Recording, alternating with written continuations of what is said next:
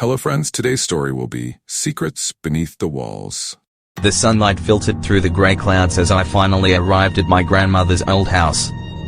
The smell of aged wood and a hint of dampness were the first signs that this place had stories to tell. I had always known that the house kept secrets, but I never imagined I would one day become a part of them. The garden, once filled with vibrant flowers, was now a tangle of weeds and neglected shrubs, as if time sought to hide something beneath the surface. This place is different, I murmured to myself as I walked along the uneven stone path leading to the front door. The feeling of being watched enveloped me, yet at the same time, there was a strange familiarity, as if the house was calling to me. With a deep sigh, I pushed the heavy door open, and it creaked as if awakening from a long slumber. A sudden chill ran through my body, and I wondered if I was truly ready to face the ghosts of the past. I looked around, absorbing every detail. The walls were covered in faded wallpaper, and the furniture, draped in white sheets, resembled figures in a theater awaiting the start of a play. An echo of childish laughter and whispered conversation seemed to linger in the air, and I remembered Jake, my childhood friend, who spent hours here with me during summer vacations. "Sarah, are you okay?" Jake's question sprang to mind, but he was far away, still in the city, while I faced the solitude of that place.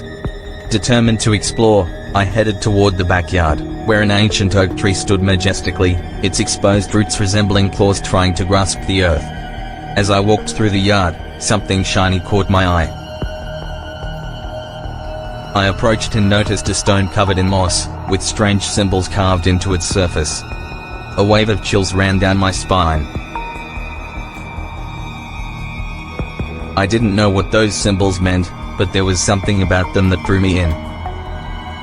Curious, I reached out to touch it, but at that moment, a cold breeze swept by, and I heard a soft whisper. "Sarah." My heart raced, and I recoiled, looking around, expecting to find someone there. But all I saw was the emptiness of the yard, the old tree, and the overcast sky. This is just my imagination, I thought, trying to calm myself. But the feeling of being watched did not fade. The stone seemed to pulse, as if it were alive and wanted to tell me something. As the sun began to set, the golden light faded, giving way to long, threatening shadows. I returned inside the house, but I couldn't shake the thought of the stone and the whisper. Night fell, and I lay down, but sleep eluded me. I closed my eyes, trying to ignore the growing unease within me. It was then that the dream began. A woman dressed in white appeared in my mind, her face hidden by an ethereal veil. She approached slowly, and I could feel the weight of her presence. "Sarah." The sound of her voice was like a lullaby, but there was a heaviness in her words that left me uneasy. She pointed to the backyard, and a sense of urgency enveloped me. What was I supposed to do? I woke up with my heart racing, breathless. The image of the woman was still fresh in my mind, but logic was trying to take over.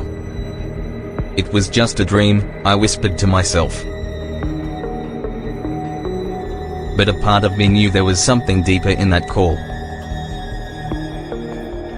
The backyard, the stone, the whisper, everything seemed interconnected in a way I couldn't understand.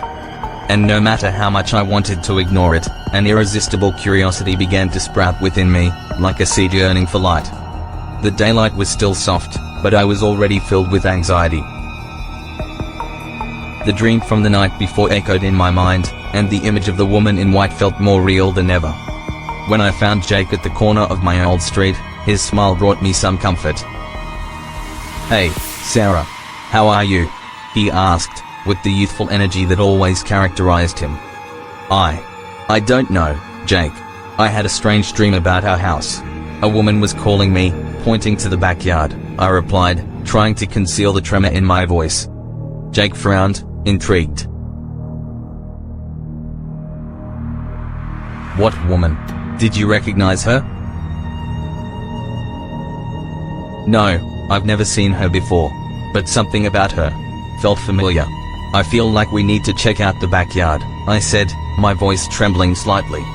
Sure, let's do it. Jake replied, already excited by the idea. He always had an adventurous spirit, and that made me feel a bit more confident. As soon as we reached the backyard, the feeling of being watched returned, like a shadow looming over us. What do you think we're going to find? Jake asked as we began to dig in the spot where the woman had pointed in my dream. I'm not sure, but whatever it is, I feel like it's important.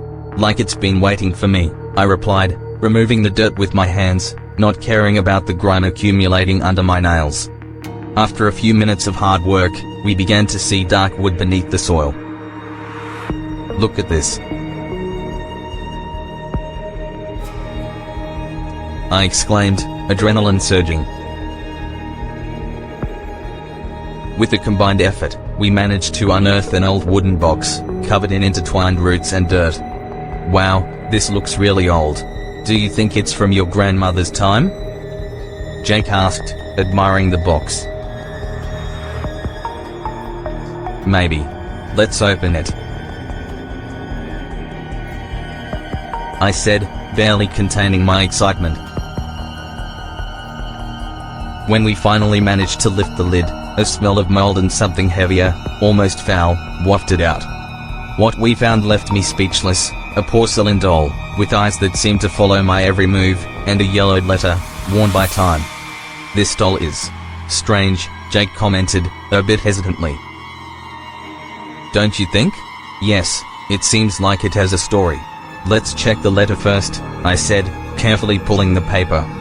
My hands trembled as I unfolded the letter, and the words began to reveal themselves. If you are reading this, it is because the evil that plagues our family cannot remain buried forever. The truth is buried, but not for long. Sarah, this is serious, Jake said, his features shifting into concern. What does this mean? I don't know, but it seems we have a connection to this. We need to find out more about our family, Jake. What is happening here is bigger than both of us, I replied, looking at him with a blend of determination and fear. You're right. We should talk to Emily. She might be able to help us, Jake suggested, his gaze now fixed on the doll, as if it were the key to all our questions. Yes, let's do that. But we need to be careful. We don't know what else might be involved, I said, closing the box with a snap. The weight of our discovery pressed down on me, and a strange feeling washed over me that we were just beginning to scratch the surface of the truth. As we walked back to the house, a cold breeze blew, and I couldn't shake the feeling that something was about to change. I looked at Jake, who seemed as anxious as I was.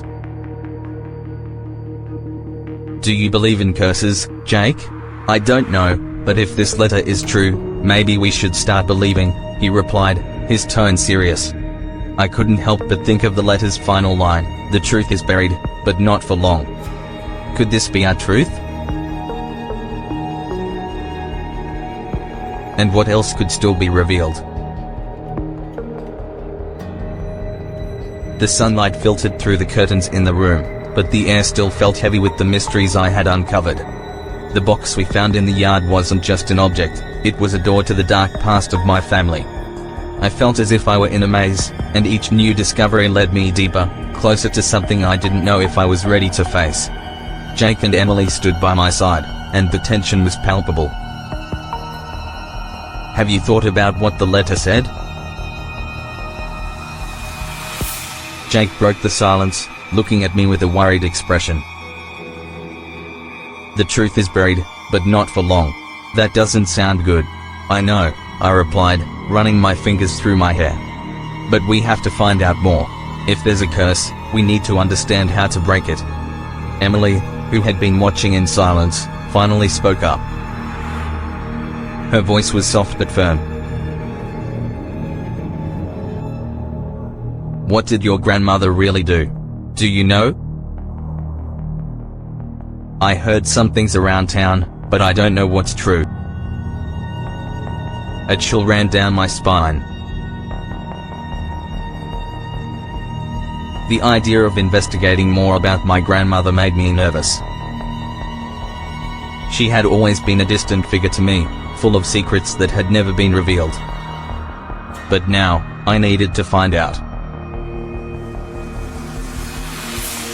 I don't know much. I sighed.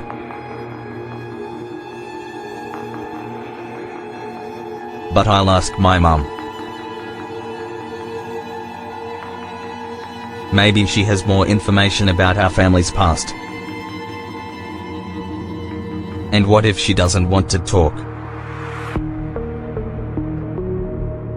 Jake questioned, raising an eyebrow.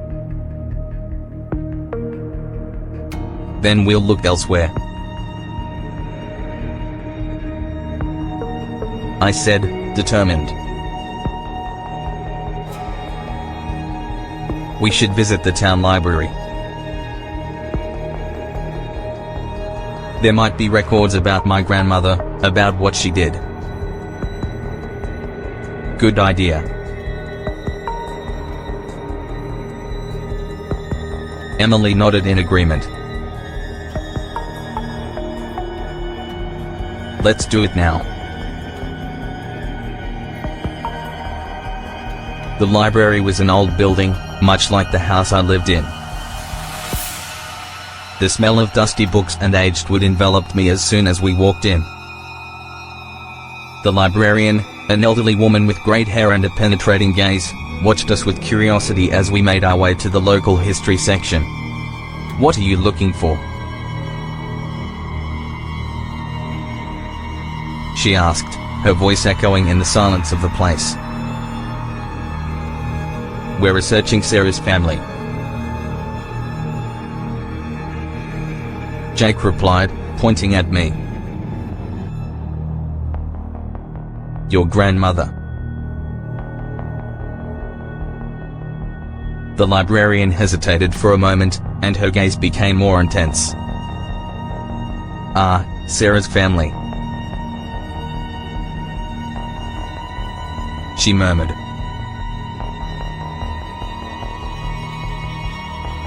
There's much to be told. But be careful, children. Some truths are better left hidden. A shiver ran down my spine. What did she mean by that? But before I could ask any questions, she walked away, leaving us alone among the rows of books. What do you think she meant? Emily whispered, glancing around as if expecting something to surprise her. I don't know. I replied, trying to ignore the growing unease inside me. Let's focus on the records. We dug through the old books, searching for any mention of my grandmother. Then, we found a journal. It was small, with a worn leather cover, and my grandmother's name was embossed in gold letters. Look at this.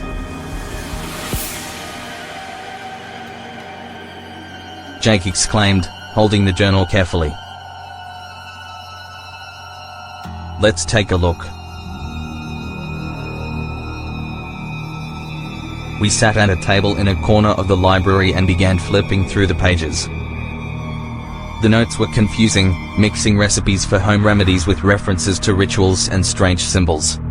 What caught my attention the most was a passage mentioning a ritual of liberation. This must be important, Emily said, her eyes sparkling with excitement. Liberation from what? I asked, anxiety growing in my chest. I don't know, but we should keep going, Jake said, pointing to a specific page. Look, it talks about an altar your grandmother used. And where is this altar?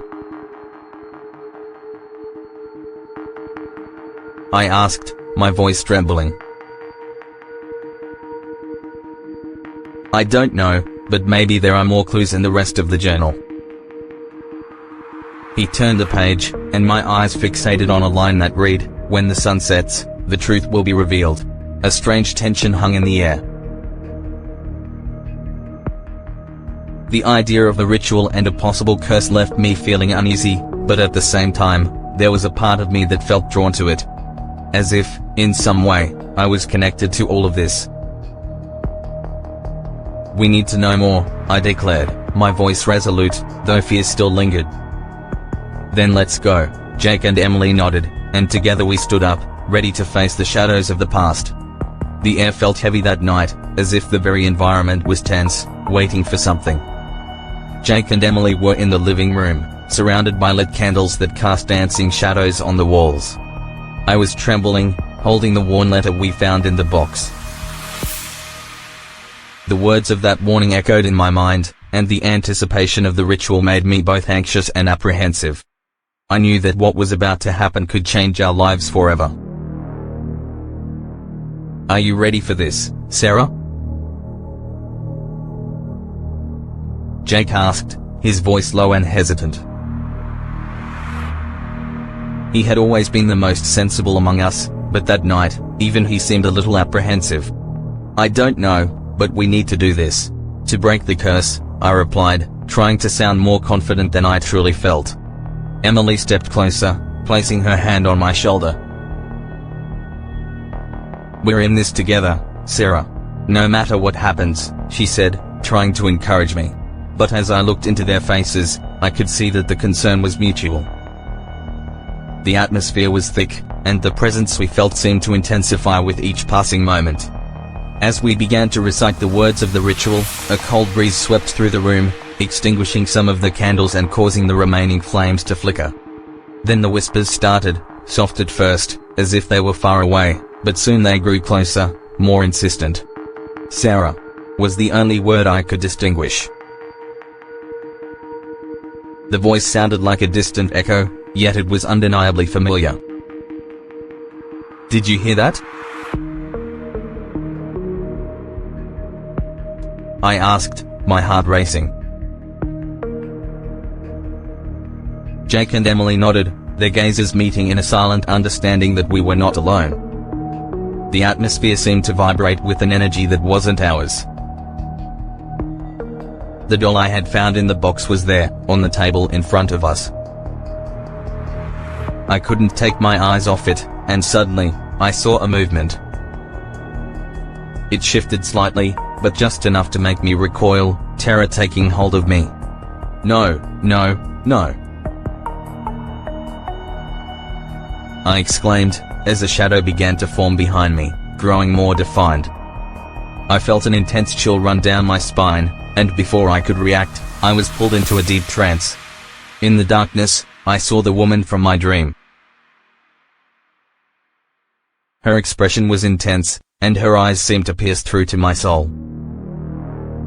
"You are here to uncover the truth, Sarah," she said in a voice that echoed as if it came from a very distant place. "Your family hides secrets that need to be revealed." "Secrets? What secrets?"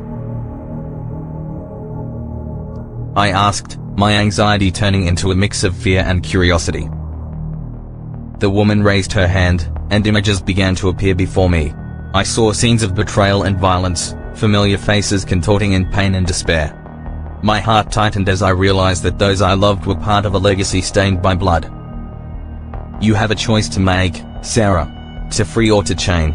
What you decide will affect not only your life but also everyone around you," she said, her voice now sounding more like a whisper than a command. "But I don't want this. I just want to understand." I shouted, desperate, as the darkness around me started to dissipate.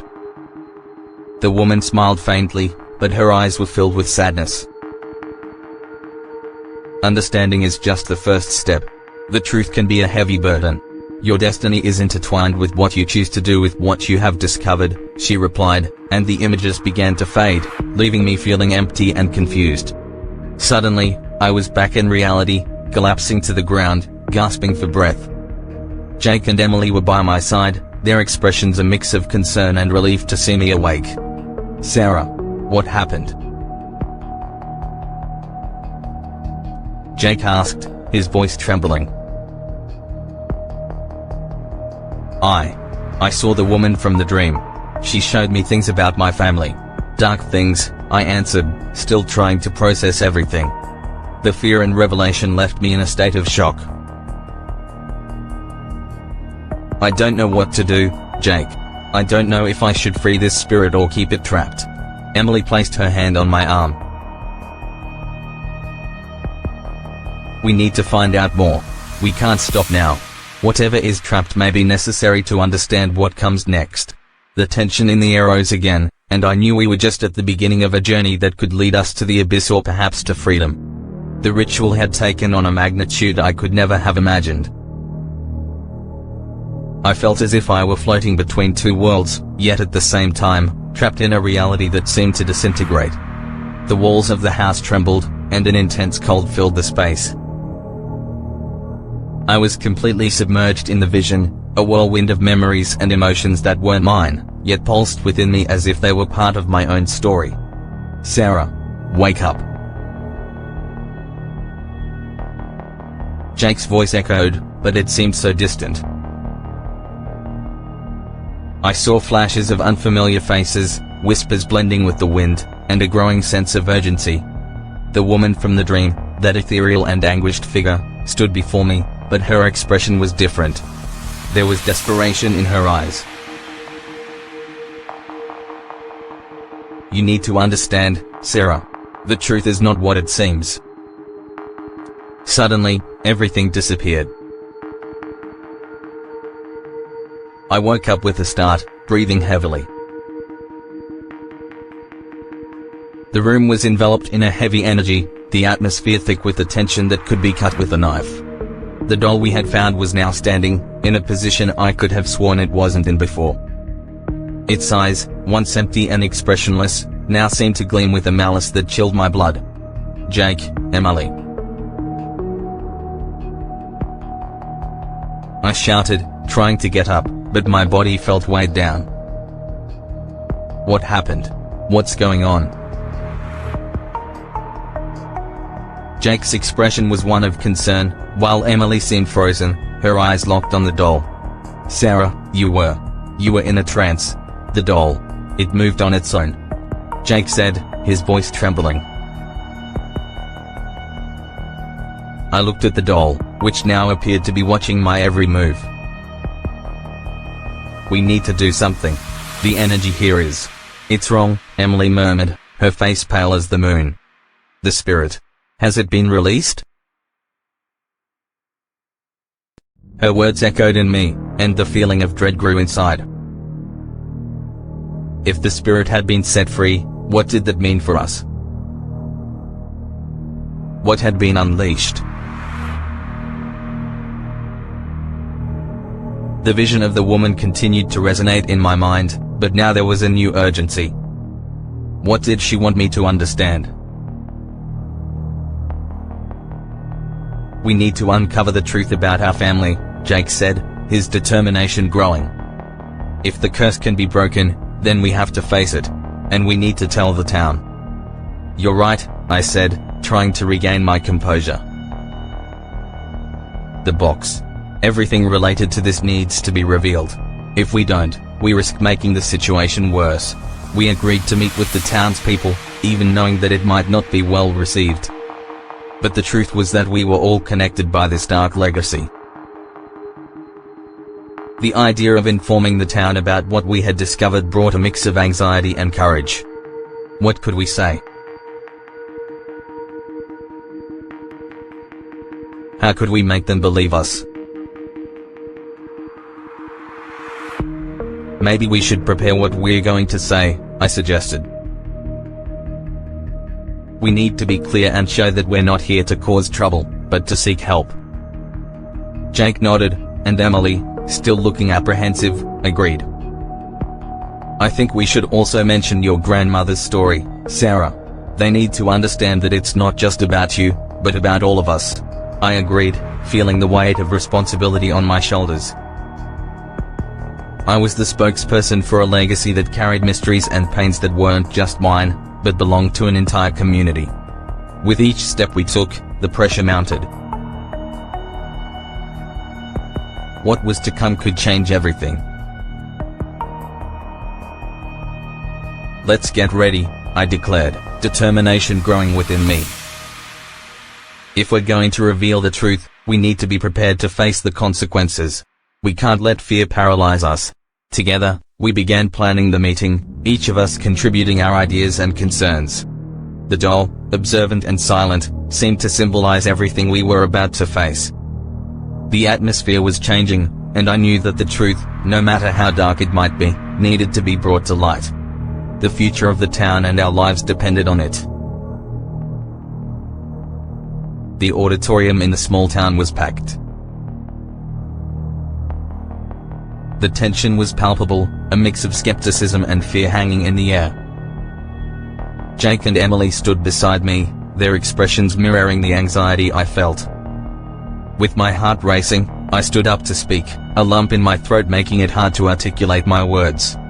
I looked at the familiar faces, some childhood friends and others just neighbors I never expected to become part of my life in such an intense way. I know this sounds crazy, I began, trying to keep my voice steady.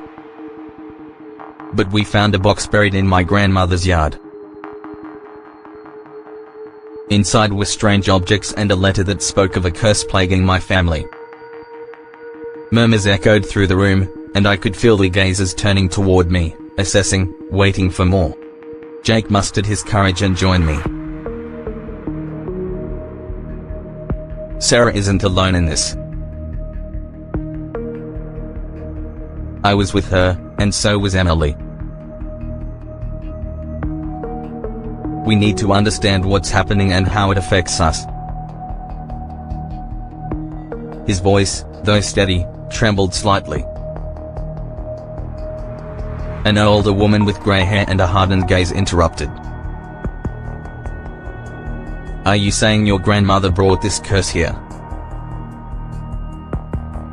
That you are the cause of all our problems? Her accusation sliced through the air, and I felt exposed, as if everyone knew about my nightmares, the visions that haunted me.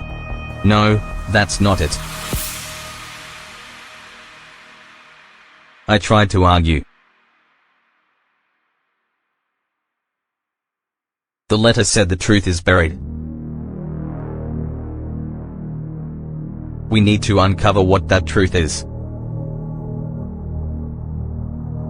We can't just ignore what we found. Voices began to rise, a chorus of discontent that felt rehearsed. A young woman, perhaps my age, raised her hand. What if this is all just a made-up story? A way to get attention? Her doubt resonated among the others, and insecurity swelled within me. A wave of anger and frustration washed over me, but before I could respond, the room began to grow cold. A chilling breeze swept through the space, and the murmurs abruptly ceased.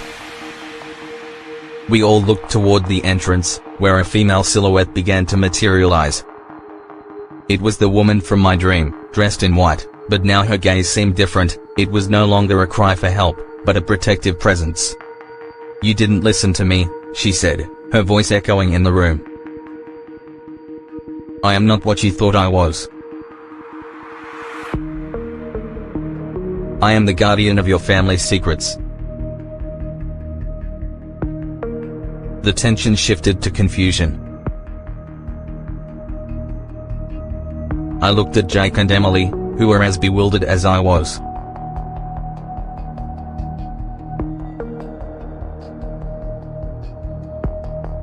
The woman continued, her presence illuminating the room. The box you unearthed isn't a symbol of a curse, but a protection. Your grandmother buried it to prevent the family secrets and the anger that would arise from them from causing harm to this town.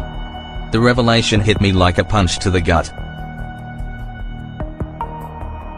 I recalled the letter that spoke of the truth and realized that the truth was not just about the curse, but about the very history of the town and my family. What should I do? I asked, my voice barely a whisper as tears began to slide down my face. The woman looked directly into my eyes. You must accept your legacy. Only then can you protect not only your family but also those around you. The murmurs in the room grew louder, mingling fear with disbelief. An elderly man stood up, horror etched on his face. We cannot allow this to happen. The past must stay buried. He shouted, and panic began to spread. The past cannot simply be erased, I said, my voice now strong. It shapes us. We need to confront it, not run from it. The woman nodded, and I understood that it was true. I was not just a spectator, I was part of the story, and my choice now would determine the future. I looked at the box still in the center of the room, realizing that the only way to save the town and myself was to accept it. And so, with the courage born from desperation, I decided I was ready to face whatever came next. Leave your comment and subscribe to the channel. Enjoy and see other stories on the channel. See you in the next story, if you dare.